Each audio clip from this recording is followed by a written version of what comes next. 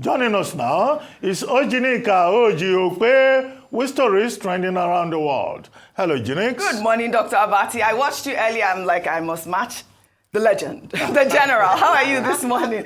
You can't be giving me all these legendary introductions all the time. Powder blue. How are you this morning? Guess what? I'm now on a program. Trekathon. I now trek. Really? Yes, I've decided to start trekking to work. You know why?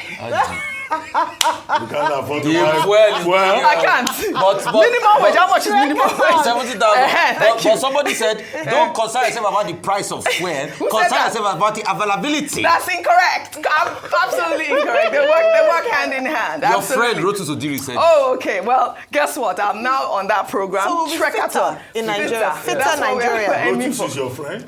Dr. Abati, how are you this morning? Well, all right. Well, good morning to you, viewers. Let's begin what's trending by taking reactions to President Bola Ahmed Tinubu's visit to Maiduguri to commiserate with the government and the people of Borno State over the recent devastating flood that has claimed more than 30 lives and displaced over 1 million people following the collapse of the Alau Dam.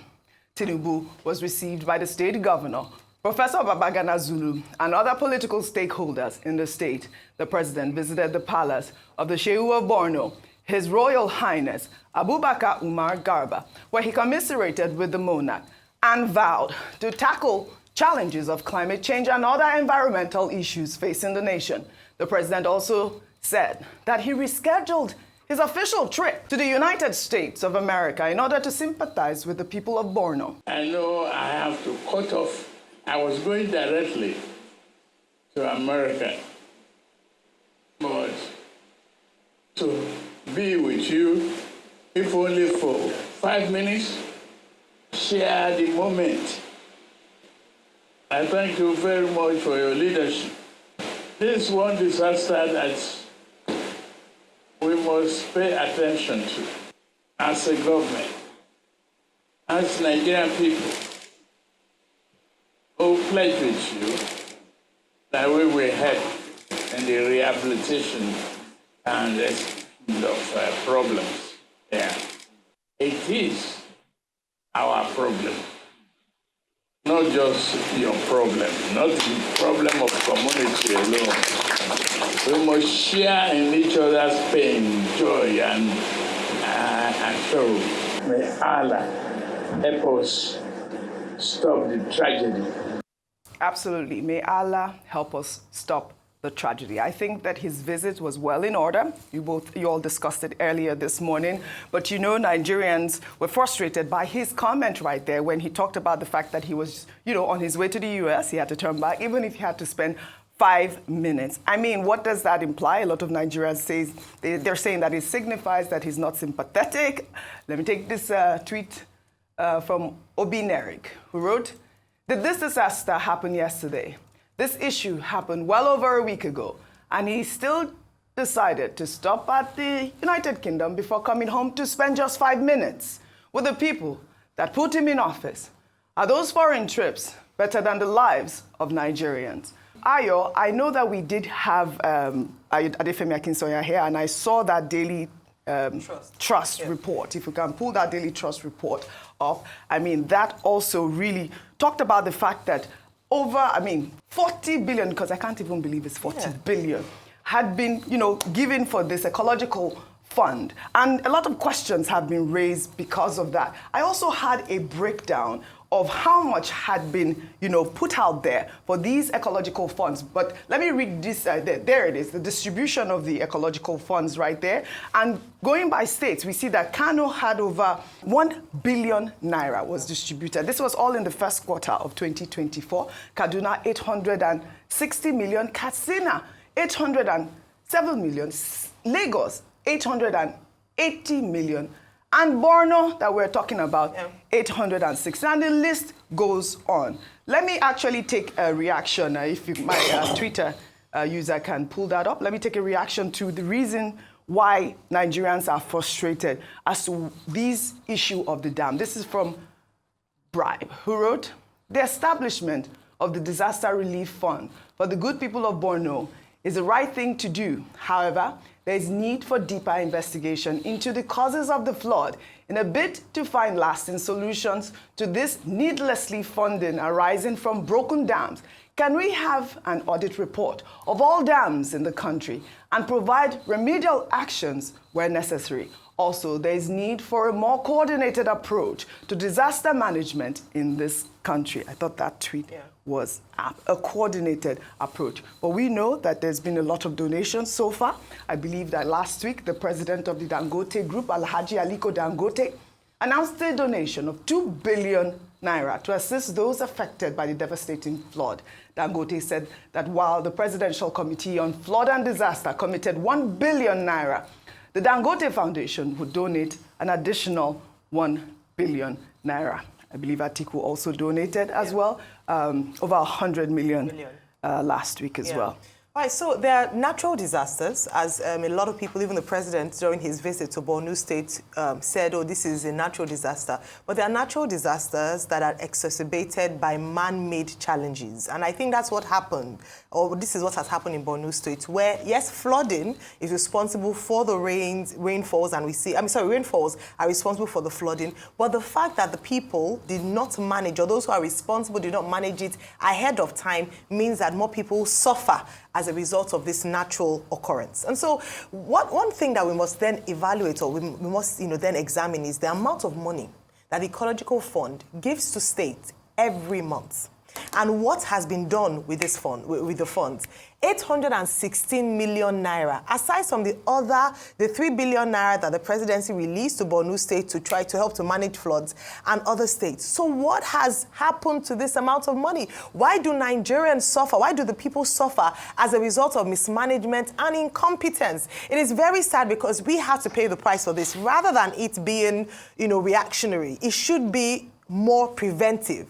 We can't stop rainfalls from happening. We can't stop the effects of climate change, but we can stop, or we can prevent it from affecting people in such high, to such high levels like this. And that's where the challenge is. With the president saying that he stopped over, we've talked about this again, that at this point, to be quite honest, except it is very critical, the president should stay home and fix the challenges. Flooding is not the only problem that we have. Don't forget that he traveled just a few days after the End Bad Governance, End Hunger protests, during fuel scarcity, while he was away, the price hike. Now we have a flooding happen, and he's saying he's still on his way to the United States of America to do what? To go to a country where they have things figured out, discussing with other nations that have things figured out when your people are suffering back at home. These are the things that we're talking about. But beyond that, I said this earlier, Professor Zulum must investigate, must give account, first of all, to the people as to how he used the 816 million Naira expended or disbursed to him in the first half of this year alone,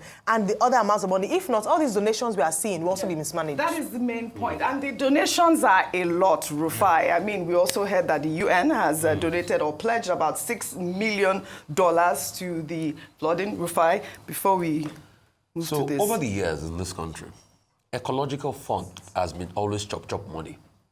Governors chop it, like security vote. That's what they do. There was a former governor that they've been asking him questions about Ecological Fund. I don't know how that case went, when we went to prison or not. We need to be able to investigate that. But Governor Zulum also shared part of the blame. This Alau disaster can also be traced back to where he dropped the ball. He's a great guy. Yeah. We've been singing his praise. But on this, he's part of the problem and he shares the blame. Yeah. He sent a delegation to the dam where they were complaining about the dam a couple of days before this happened. And his delegation said no cause for alarm. So has he been able to investigate the people he sent? Yeah. And what kind of information they got? Yeah. What was his own peer review mechanism? Then the holistic investigation about the dam, over 700 million thereabouts, what has been done as regards that? How many people have been brought to book? Then also, Governor Zulum, please, it's not the time. You have to look at the money coming in and they ensure that they spend it judiciously. We have seen how they loot relief money in this country a lot, and IDP money. Yeah. It's only in this country that people are in distress. They loot relief money. Right. So please, how can we get to the bottom of this and ensure that this money is not re-looted? Absolutely. Commendations to all of those that have donated. People too should donate more to be able to help the people.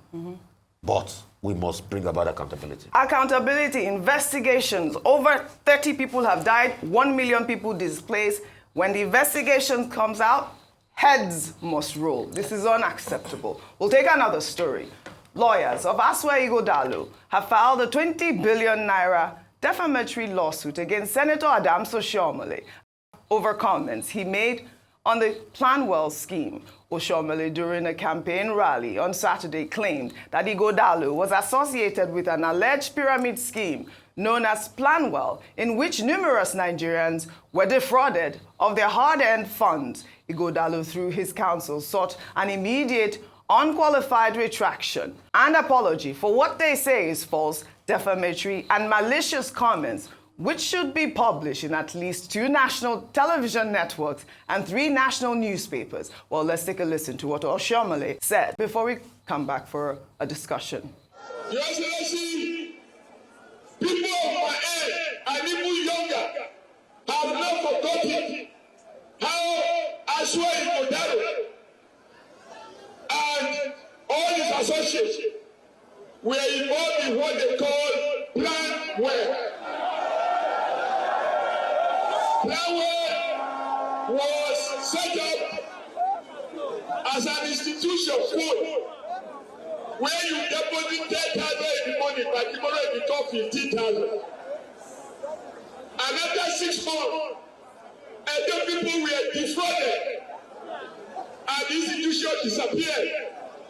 They became rich, and other people became popularized. So he defrauded the poor, defrauded the rich, defrauded the well-educated people. That cannot be the character. With all due respect, that will come to want to formally take over the treasury of Edo State. As we speak, he is the treasurer of Obaseki. Because he suddenly became a chairman of a bank after Obaseki became a governor. And I'm like, this is a coincidence. Dr. Abati, very, very wild accusations here. Okay, before you discuss that, Dr. Abati, in the meantime, a supernumerary chief superintendent of police, Blessing Agbomehere, last week was arrested after he accused Governor Godwin Obaseki of embezzlement and undermining democracy in the state. The spy police also accused Obaseki and his political ally of being reckless with Edo finances, adding that the PDP will lose the forthcoming election. Let's take a look at this before we come back for a discussion. The PDP know that they are losing this election. And that is why you see Asue is already preparing his escape route. We learned that he has applied to an hospital in Germany for medical treatment, so that by the end of this month, he will stylishly travel, because he knows that they will not be handing over. It is Philip Shaibu, the current deputy governor of the state, that will be handing over in his stead, because he is planning to escape. But the truth of the matter is that we are already doing everything possible to make sure that he's not allowed to leave Nigeria from today until the day he will hand over. And as I speak with you, law enforcement agents are already waiting everywhere to ensure that he is arrested, because they have already done their investigation and they have discovered all the things he has looted. And not just that, the state chairman of the APC, Emperor Jerry Tinubu, has already furnished the authority and the police and other security agencies all the details, the documents, the evidence of the atrocities Godwin Obaseki has committed against Edo people. By the grace of God, we will not allow him to escape. We arrest him.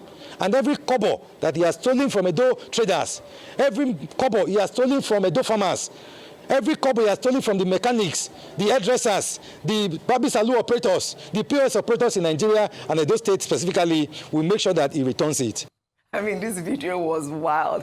He's calling for Obaseki's arrest. He was arrested, he was detained, but now he has, issued an apology. I mean, spy police in police uniform. He has apologized to the IGP of the police, but he's also the South-South Zonal Organizing Secretary of the All Progressive Congress. What do we not see in Nigeria, Dr. Abati? Okay, for context, yes. In the case of Blessing Agbomehere, the police already disowned him. Mm-hmm. The police arrested him. They said that, and this was Kade Egbetokun, the Inspector General of Police, saying that the police in Edo State election is completely impartial. and does not have any partisan interest. And we are told that Blessing Agbomere, who was apprehended by the police, has also had to apologize to the police hierarchy.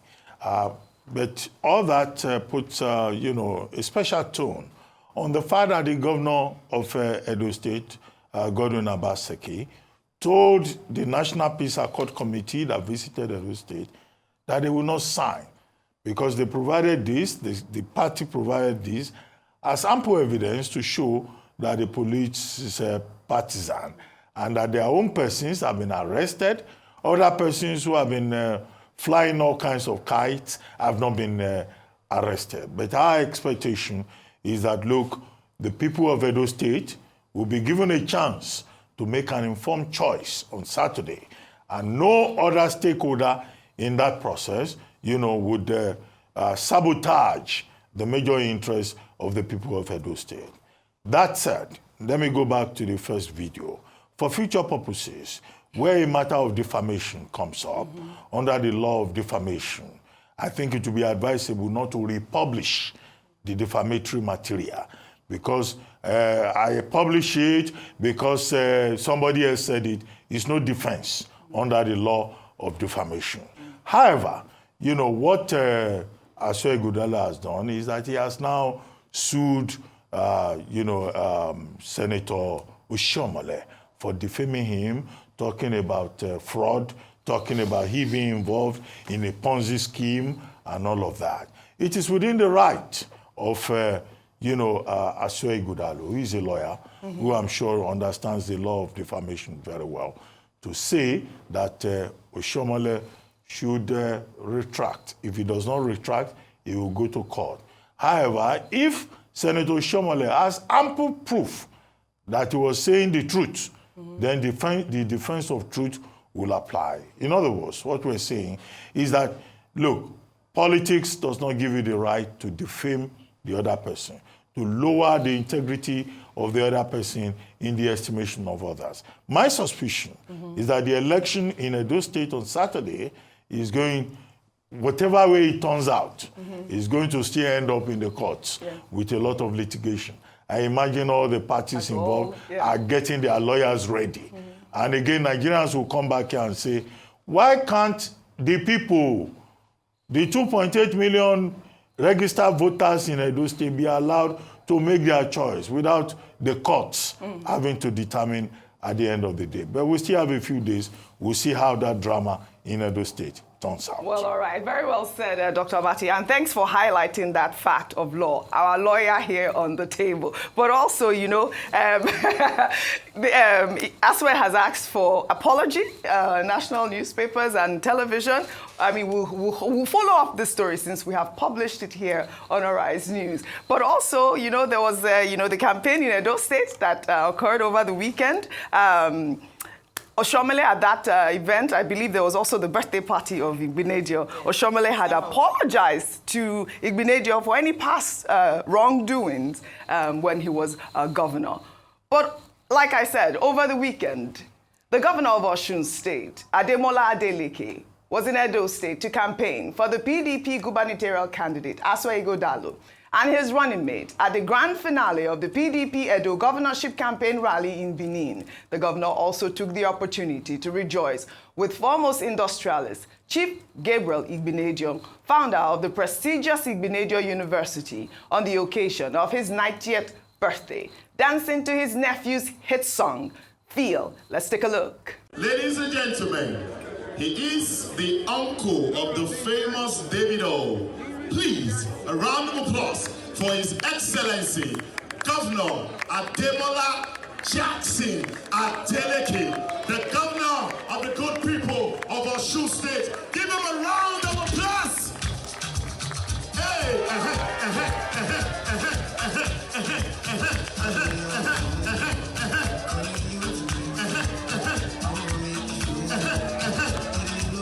that's it.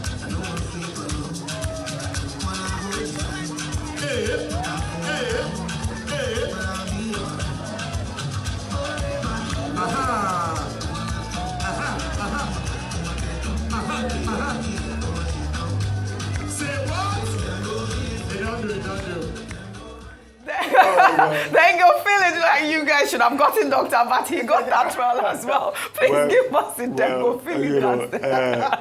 Governor Adeleke never disappoints. His enthusiasm is so infectious that he now has a doppelganger who looks like him and who dances like him.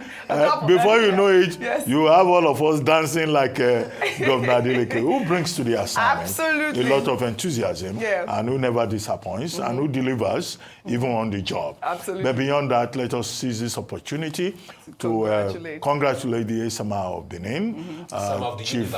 Esama of Benin, that's his official title. You know, Chief Gabriel Osawaru Ighodalo, who has distinguished himself over the years. We're celebrating his 90th birthday, but the point about him is not just longevity, it's about his contributions to the making of Nigeria, either in the aviation industry, where Okada Air, which he established, has become a national, reference. That even that name has been given to other modes of transportation in Nigeria.